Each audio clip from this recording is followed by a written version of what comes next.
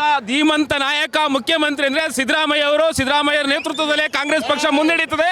ಕಾಂಗ್ರೆಸ್ ಪಕ್ಷನ ಅಲ್ಲಾಡ್ಸಕ್ಕೆ ಯಾರ ಕೈಲೂ ಸಾಧ್ಯ ಇಲ್ಲ. ಇವತ್ತಿನ ರೀತಿ ಕುಮಾರಸ್ವಾಮಿ ಅವರು ಒಂದೊಂದು ದಿನಕ್ಕೆ ಒಂದೊಂದು ಹೇಳಿಕೆಯನ್ನು ಕೊಡ್ತಾರೆ. ಅವ್ರಿಗೆ ನೈತಿಕತೆ ಇದ್ರೆ ಅವ್ರಿಗೆ ಇವತ್ತು ಅವರು ರಾಜೀನಾಮೆಯನ್ನು ಕೊಟ್ಟು ಕೇಂದ್ರ ಸರ್ಕಾರದ ಮಂತ್ರಿ ಆಗಿದ್ದಾರೆ, ರಾಜೀನಾಮೆ ಕೊಟ್ಟು ಮಾತಾಡ್ಲಿ. ಅವ್ರ ಮೇಲೆ ಅಪಪ್ರಚಾರ ಇಲ್ವಾ? ಅವ್ರು ಮೋಸ ಮಾಡಿಲ್ವಾ? ಅವ್ರು ಮೂಡ ಸೈಟ್ ತಗೊಂಡಿಲ್ವಾ? ಎಷ್ಟು ಸೈಟ್ ಅವ್ರ ಕುಟುಂಬಕ್ಕಿದೆ? ಅವ್ರಿಗೆ ಮಾತಾಡಕ್ಕೆ ಏನು ನೈತಿಕತೆ ಇದೆ? ಸಿದ್ದರಾಮಯ್ಯ ಹೆಸರು ಒಂದು ಸೈಟ್ ಇದ್ರೆ ಅವ್ರು ರಾಜೀನಾಮೆ ಕೊಡ್ತಾರೆ. ಸಿದ್ದರಾಮಯ್ಯ ಹೆಸರಲ್ಲಿಲ್ಲ. ಸಿದ್ದರಾಮಯ್ಯ ಜಮೀನು ಅವ್ರ ಶ್ರೀಮತಿ ಅವ್ರು ತಗೊಂಡಿದ್ದಂತ ಜಮೀನಿಗೆ ಅವರು ಪರಿವಾರವಾಗಿ ಸೈಟ್ ಕೊಟ್ಟಿರೋದು. ಇದನ್ನ ತಿಳ್ಕೊಂಡು ಮಾತಾಡ್ಲಿ. ನಿಮ್ಮ ಜಮೀನು ಎಷ್ಟಾಗಿತ್ತು ಕುಮಾರಸ್ವಾಮಿ ಅವರೇ? ದೇವೇಗೌಡರು ಸೈಟ್ ಎಷ್ಟಾಗಿತ್ತು? ಇಲ್ಲಿ ಭೂಮಿ ಎಷ್ಟಾಗಿತ್ತು? ನಿಮ್ಗೆ ಎಲ್ಲಿಂದ ಬತ್ತು ಸೈಟು? ನಿಮ್ಗೆ ಎಲ್ಲಿಂದ ಬತ್ತು? ನೀವು ಮೂಲತಃ ಮೈಸೂರು ಜಿಲ್ಲೆಯವರ ಇಡೀ ಕುಟುಂಬದ ನಿಮ್ಮ ಅಕ್ಕಪಕ್ಕದ ಸೋದರ ಸಂಬಂಧಿಗಳಿಗೆಲ್ಲ ಸೈಟ್ ಮಾಡ್ಕೊಂಡಿದ್ದೀರಲ್ಲ, ಮೂಡ ಸೈಟಾ? ನಿಮ್ಗೆ ಎಲ್ಲಿ ಕೊಟ್ಟಿದ್ರು? ನಿಮ್ ಭೂ ಪರಿವರ್ತನೆ ಎಲ್ಲಾಗಿದೆ? ಅದೊಂದು ದಾಖಲೆ ಕೊಡಿ.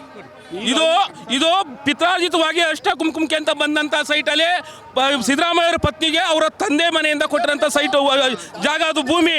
ಆ ಭೂಮಿಯ ಪರಿವರ್ತನೆ ಮಾಡ್ಕೊಂಡು ಸೈಟ್ ಕೊಟ್ಟಿದ್ದಾರೆ. ಅದು ಯಾರು ಕೊಟ್ಟಿರೋದು? ಬಿಜೆಪಿ ಸರ್ಕಾರ ಇದ್ದಾಗ ಸೈಟ್ ಕೊಟ್ಟಿರೋದು.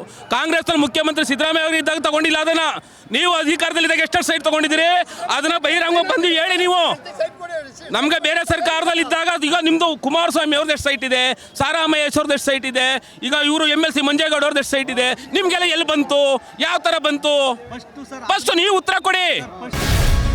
ಗ್ಯಾರಂಟಿ ನ್ಯೂಸ್, ಸುದ್ದಿ ಖಚಿತ, ನ್ಯಾಯ ನಿಶ್ಚಿತ.